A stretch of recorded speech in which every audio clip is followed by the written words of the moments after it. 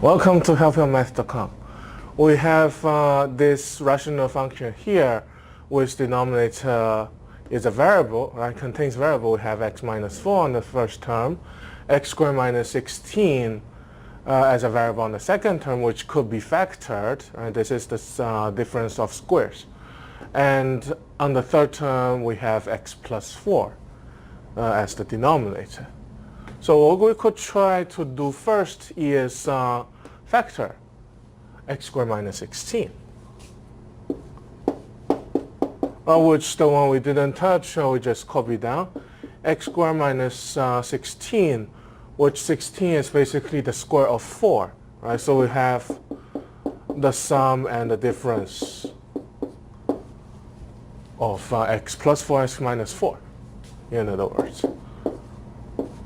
And the term after the equal sign, we just leave it. I just copy it down as whatever it should be. So here we have the denominator x minus 4, x plus 4 times x minus 4, and also the x plus 4. So what we still need to do is finding out our least common denominator, which in this case basically everything we have seen, and take the most repeating. We'll have the LCD to be x plus 4 times x minus 4. Again, we have the condition is whatever the denominator appears, they cannot be 0.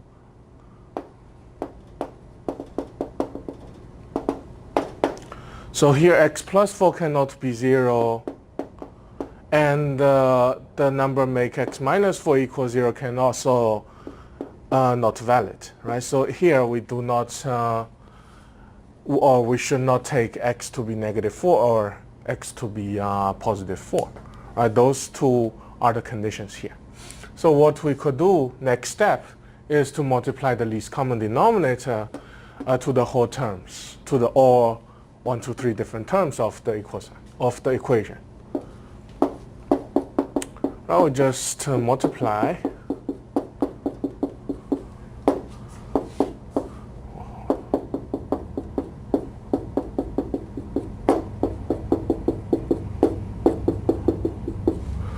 Multiply the denominator to each of the term we have.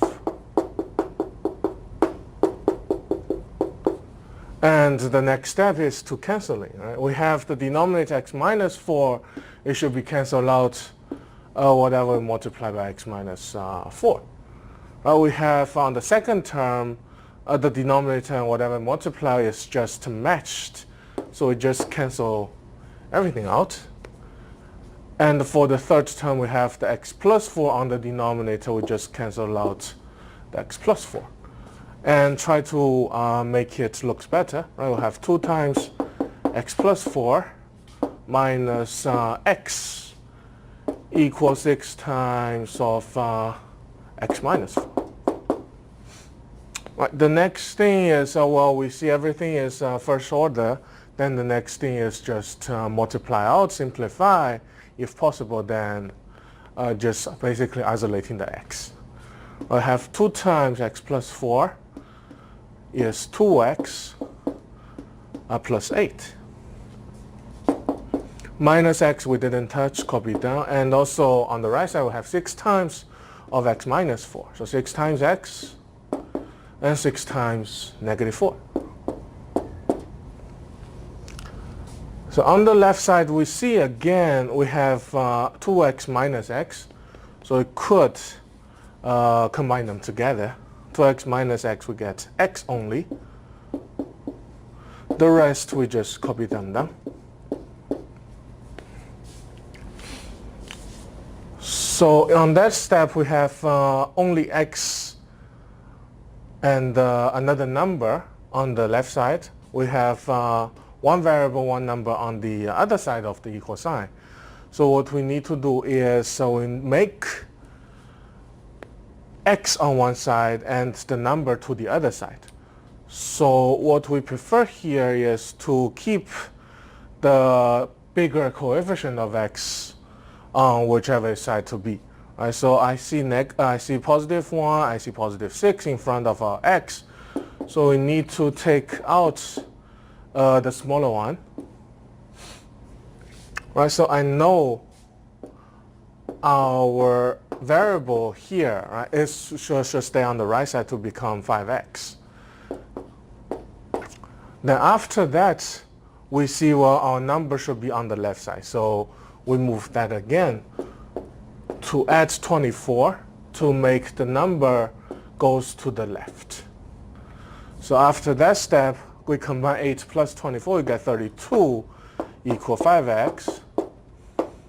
Then the last step is just to divide the coefficient in front of our x.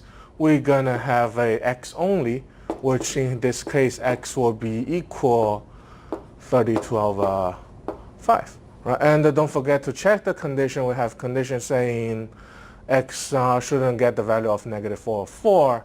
Then this will be a good solution.